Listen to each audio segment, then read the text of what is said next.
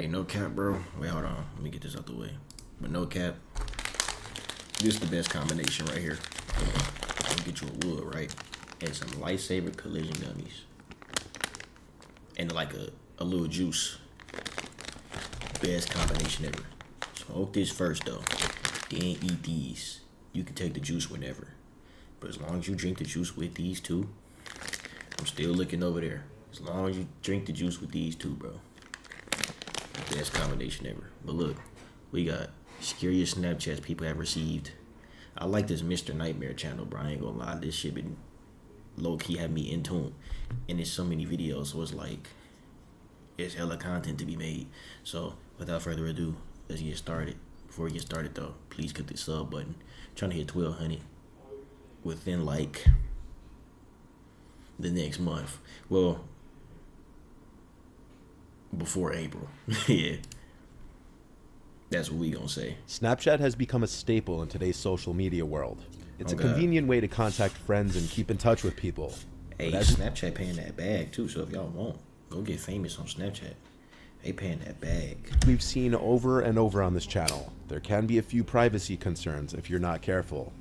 Let's just jump right into it and look at 3 disturbing snaps people have received and their backstories. Private message people on there, they is weird. For the sake of the person who sent me this, I'll refer to her as Maria. Maria has an Instagram account with 5,000 followers, which is a decent amount, so she gets a good amount of attention on her profile from men. Maria has a boyfriend who has not appeared in any pictures of hers on her Instagram. Maria also had her Snapchat username in her Instagram bio. How y'all feel about that though? Would y'all rather have y'all girl like post y'all or like keep y'all private? It go both ways. I mean, I fuck with the private shit, but it's like, you can't do like a little no face, no case shit. You know what I'm saying? To let motherfuckers know at least you got some. What you hiding that nigga for?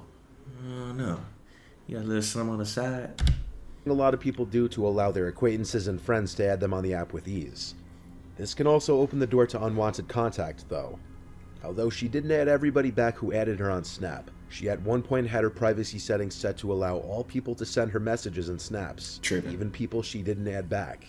So, somewhat often, she'd receive messages and snaps from random guys, shit like that too. Usually guys that followed her on Instagram. In her words, often older and creepy looking. But according to her, even younger guys manage to look creepy. Bro, don't talk to a bad bitch, bro. There's gonna be hella niggas in our DMs, bro. And you gotta deal with that, my nigga. Taking weird angled selfies in dark rooms. Usually the snaps were pretty harmless like this. But one day, she received a snap that would lead to her getting the police involved. Shit. Maria lives with her family, but often stays at her boyfriend's first-floor apartment. This location is not known to anybody except for her close friends who know of her boyfriend, making it all the more disturbing when she received this snap. It was a picture taken through the window to her boyfriend's bedroom. At the time the photo was taken, it's hard to see it in the dark, but Maria was in the bed napping, and her boyfriend was in the living room watching football. Oh, no. There was no caption to the Snapchat, making it appear to be some kind of subtle threat. Maria didn't open the snap until much later in the night, while going through snaps she'd received from various people she didn't know. So she don't know how long that person By this time, been it was there, a couple hours after the snap had been sent. She panicked and screenshotted the snap and showed it to her boyfriend. From here, he replied to the account on her phone, asking who is this. Upon adding the person back, they saw the account had a pretty high snap score, which, for those of you who may not know, a person's snap score represents how many times they have received or sent a snap. This account having a snap score in the 50,000 range meant it wasn't likely just a random spam account. The person replied, "John, LOL." Maria's boyfriend replied back, "We're calling the police." And John replied, "Okay, cool, let me know if you need help calling them." After this, the account blocked her. The couple were left to wonder who this person was. Who is John? A search through Maria's Instagram followers turned up multiple Johns, but with no last name on the account, it would simply be a guess as to who it could be. Nigga named Jaja LMAO, bro. Wow. That same night, as the couple was sleeping, a crash from the living room woke them up. As Maria's this nigga broke the window. Boyfriend ran to check the source of the noise. He found it was the dining room window, which had been shattered, and on the floor was a house brick, presumed to have been taken from a house being renovated down the block. What? If the couple didn't have a case before, they definitely did now, and they called 911 to report the incident. Now that a police report had been made, police would subpoena Snapchat for information on this person's account in hopes to locate the person. The couple was assigned a detective to their case who was supposed to help in identifying the mystery person. However, as the days turned into weeks, little to no information was given.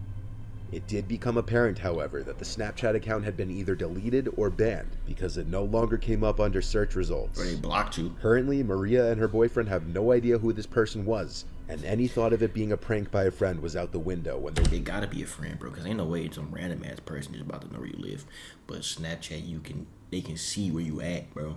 Your little, what is that, the character? They can see exactly where you at on the map.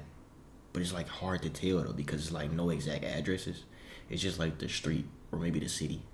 I don't know, bro. Window was literally shattered by a I feel like brick. it's somebody they know. It can boil down to a stalker being jealous of her boyfriend. Yeah. This would also mean that Maria was followed to her boyfriend's house, and that the perpetrator would know where she lives as well.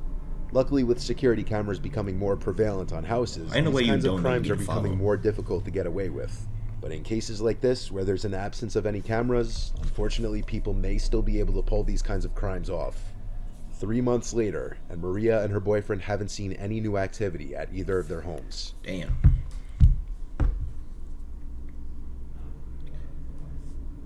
This next story comes from a college student named Tom from the University of Kentucky. Okay. Tom shares his location on the Snap Map feature. You see what I'm saying? But look though, you can't really tell because look, it's all them people bunched up. You don't know exactly where them niggas at.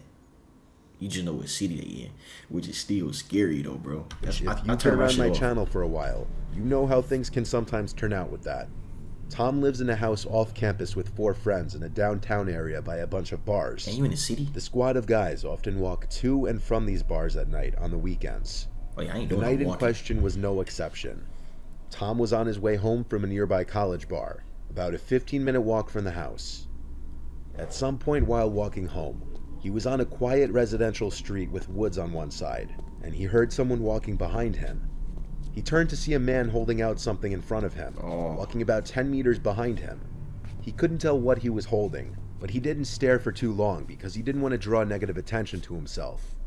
He noted that something about the sight of the man seemed ominous, though. The man was behind Tom for a while, until he turned to the block with his house on it. At some point before making it back, the man was no longer behind him. See, I ain't gonna lie, bro. Even when like I'm on some paranoid shit, like in the car, and I feel like somebody follow me, and I'm like right at the crib, I just keep going. I go past the crib. I ain't gonna lie, cause like, what if he really is following me, bro? You're not about to know where I live at, bro.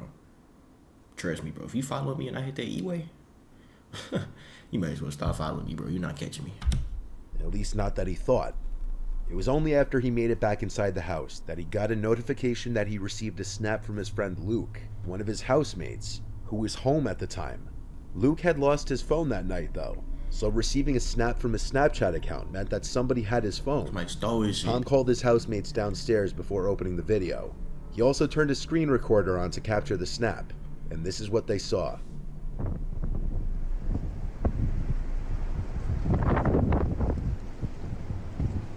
This looks scripty, bro. I ain't gonna lie.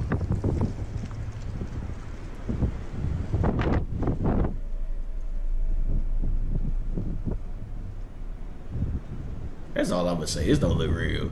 The snap was a video of Tom walking down the street towards his house. It was the man he had seen walking behind him, and what he was holding out in front of him was apparently Luke's phone. They had the idea to check the location But of how they Luke's know it phone was on the him? snap map. Like, how they know to since he send had it to him? That's what I'm not getting. How they know to send it to him? Exactly him. How they even know who he is? See, that's why. location enabled, as did Tom. The location of his Bitmoji was last updated 9 minutes ago, and its location was right on top of their house. So the 3 guys who are currently home ran around the entire property with all the outside lights on to light up the area. They didn't find the man with the phone, but oddly enough, Luke's Bitmoji moved just a tad as it updated again, yet it was still on top of the house, meaning whoever had the phone had to be somewhere that they were overlooking. Man. After a while, the guys thought to lock the phone using the Find My iPhone feature, and then have it play a sound. When they did this, they were confused to hear the beeping sound of the phone coming from inside the house. followed by stomping of someone's shoes and the front door slamming shut. What? Luke's beeping How'd he get in the crib? phone was still inside the house, but instead of going straight for that, the three guys ran outside to chase after whoever just ran out the front door. By the time they made it out onto the street, they had no idea which way the person went. They were out of sight and they could have been hiding anywhere. Bro, what? After checking the neighbors' yards, the guys went back inside to retrieve Luke's beeping phone, and Tom claims they found it right in the pantry closet, meaning the man was hiding in there for however long. At first, one could have maybe assumed that the person who had the phone was trying to return it, until it was discovered that that person was literally hiding in their house. Assuming all the details in the story are true, if I had to guess, the man who had stolen Luke's phone knew who he was somehow, and was following Tom through his SnapMap Bitmoji location, all the way up to their house. There are some missing details though, like how the phone was stolen, what the method of entry to the house was, and if Luke and the rest of the guys in the house had any sort of enemies or people out to get them. No police action was taken apparently. Bro, this story don't seem real to me, bro. I ain't gonna lie, it's crazy though. If you're not making $158,000 per year, but you'd like to... Oh, my bad, bro. I ain't making that much money. In 2015, an Australian Redditor with username Skinna555 took 3 Snapchat videos of his parents' exotic birds and put them on a Snapchat story. What followed next was downright disturbing. Skinna and his girlfriend recently moved into his childhood home with his parents while their own house was being built. Skinna's parents owned 3 Australian parrots, and one night while he was home alone, he uploaded 3 Snapchat stories showing off the birds, since many people always asked about the birds. I'd say the first one of my parents' little birds is this little guy. It is little Leo. He's a cockatiel. The second little bird of my parents is a rainbow lorikeet. His name is Oliver. And there he is.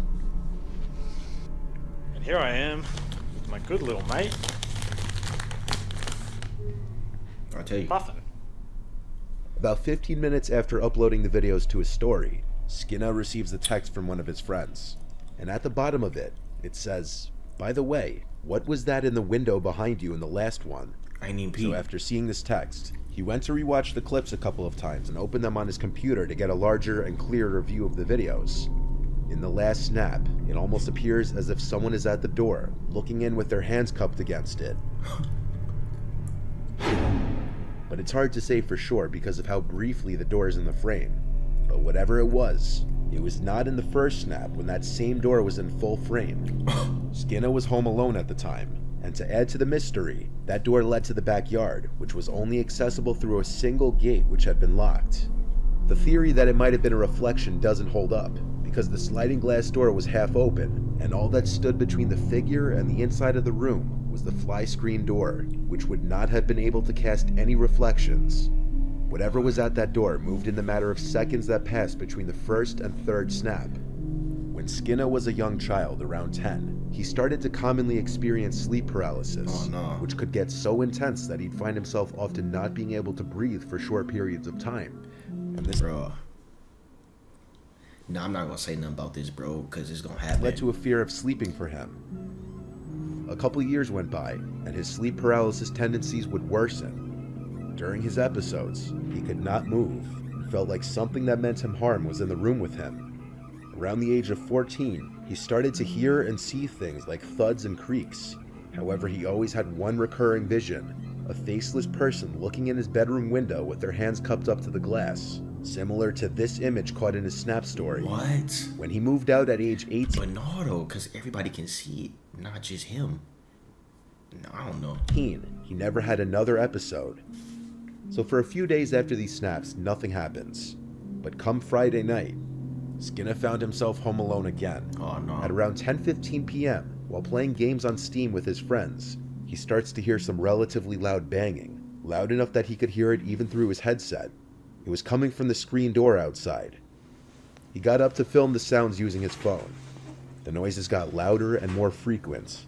Instead of outright opening the curtains and potentially finding himself face to face with someone on the other side, Bro, and then that's a big ass house, bro. If they get in there, you ain't gonna know where they at.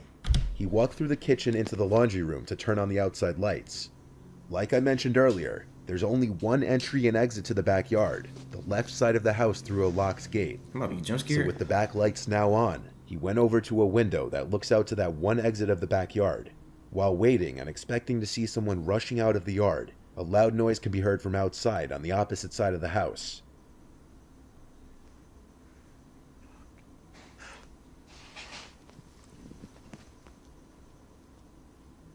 He ain't got no pole on him either.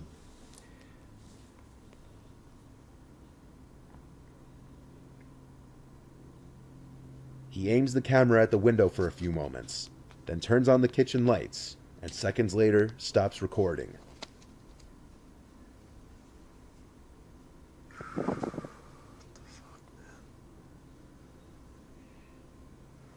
He kept all the lights on until his parents returned home. He uploaded the videos to Reddit, and people started to help in examining the videos. After a few Redditors enhanced the videos, a big mess in the corner was revealed in the dining room. The figure begins to resemble a person. Oh. To make it creepier, that figure is not there at the end of the video. Skinner called the police, and the video freaked even them out. They believed that a two-man team tried to rob his parents while they were away. Theoretically, when one would-be robber broke in and realized Skinner was home, the second one tried to make noise to lure him inside. And when it didn't work, he snuck out and escaped. Skinner doesn't entirely trust this theory, mainly because all the doors and windows were locked from the inside when they came in. So how exactly would these guys have gotten in? Years later, this just remains to be another internet mystery, and what actually went down, we may never know.